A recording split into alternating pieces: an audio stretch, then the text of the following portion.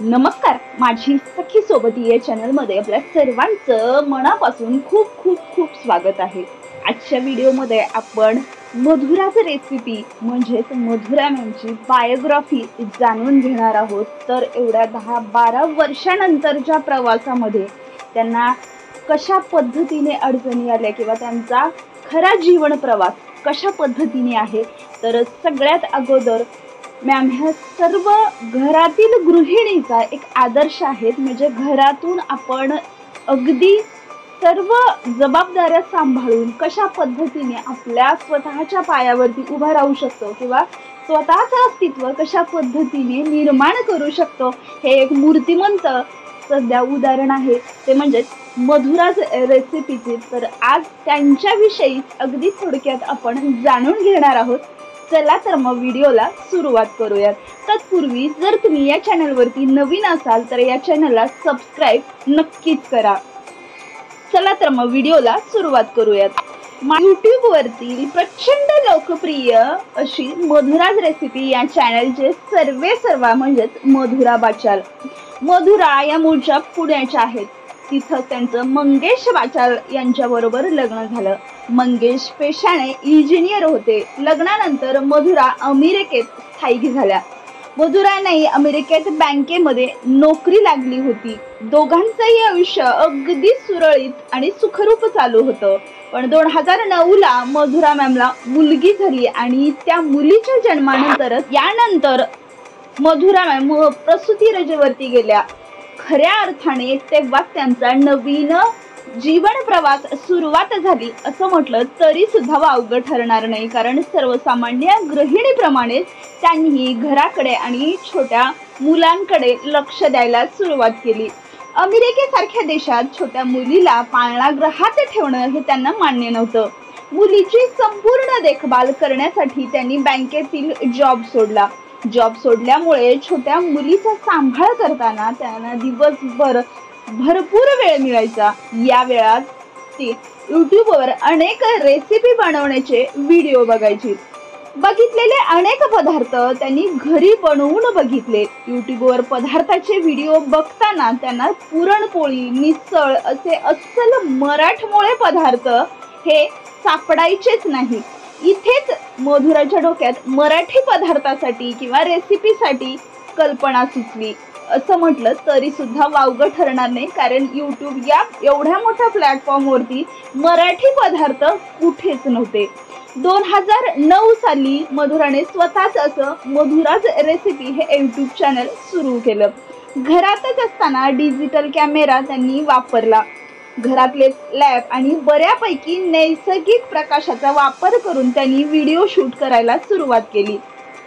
तेव्हा यूट्यूबची सुद्धा सुरुवात होती। यूट्यूबवरचे इतर व्हिडिओ इंग्रजी भाषेत असायचे, पण मधुरांचं शिक्षण मराठी माध्यमातून झाल्यामुळे तिथं इंग्रजी तसंच जेमतेम होतं।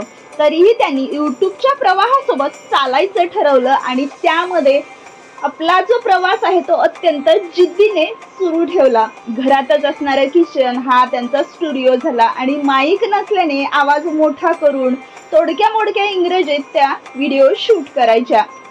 ही मधुराज रेसिपीची सुरुवात सुद्धा होती। सुरुवातीला तिच्या यूट्यूब चॅनलला इतका प्रतिसाद नव्हता, तरीही मधुरा फावल्या वेळेत व्हिडिओ यूट्यूबवर अपलोड करत होती। 2012 साली तिने प्रादेशिक भाषेत चॅनल सुरू केलं। त्यानंतर 2016ला मधुराज रेसिपी मराठी हे चॅनल सुरू झालं। अस्सल मातीतले मराठमोळे पदार्थ त्यांच्या खास शैलीत अगदी सोप्या पद्धतीने त्या लोकांपर्यंत पोहोचवत होत्या आणि त्याच चिकाटीने 2009 पासून काम करणाऱ्या मधुराला मराठी यूट्यूब चॅनलमध्ये प्रसिद्धी मिळाली। कारण मराठी यूट्यूब चॅनलमध्ये जी खास मराठमोळे अस्सल पदार्थ आहेत ते त्यांनी प्रत्येक घराघरामध्ये नेऊन पोचवले।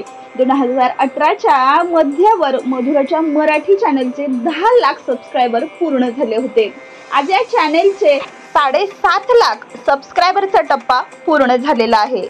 सगळ्यात महत्त्वाची बाब म्हणजे सुरुवातीला कमी प्रतिसाद मिळूनही मधुराने संयमाने आणि मेहनतीने त्यांचं काम सुरू ठेवलं।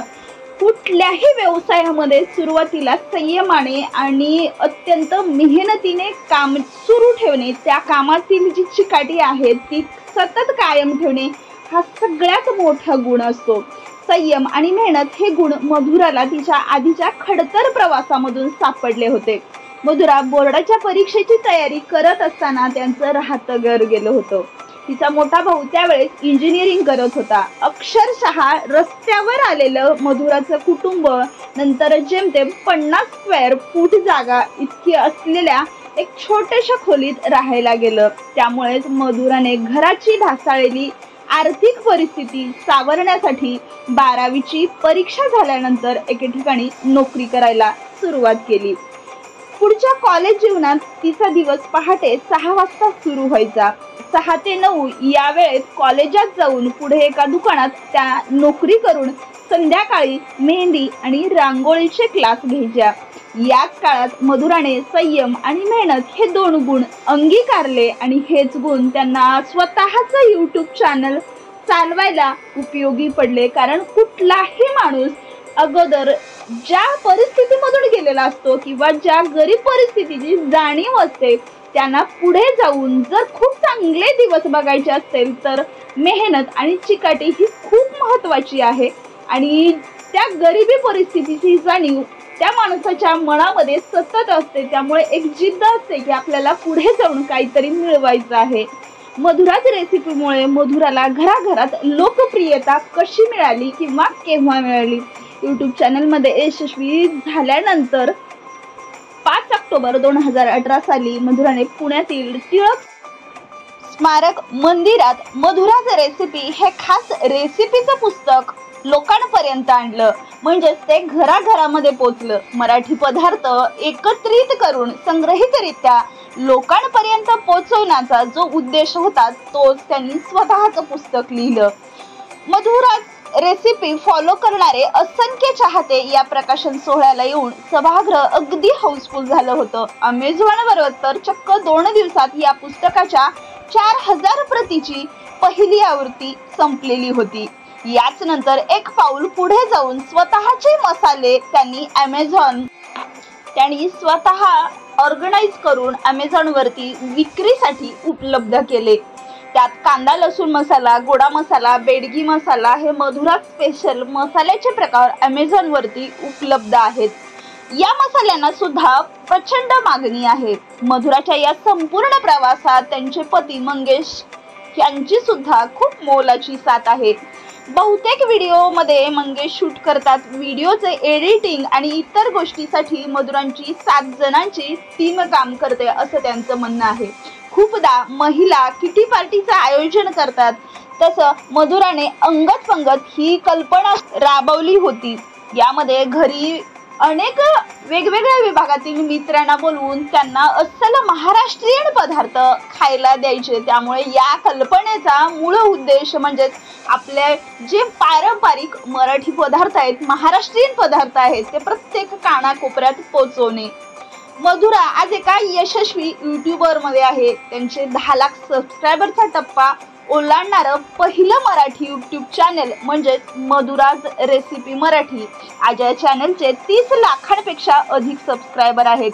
लहानांपासून मोठ्यांपर्यंत अनेक जण त्यांच्या रेसिपी घरी आवर्जून बघतात आणि आवर्जून करतात सुद्धा.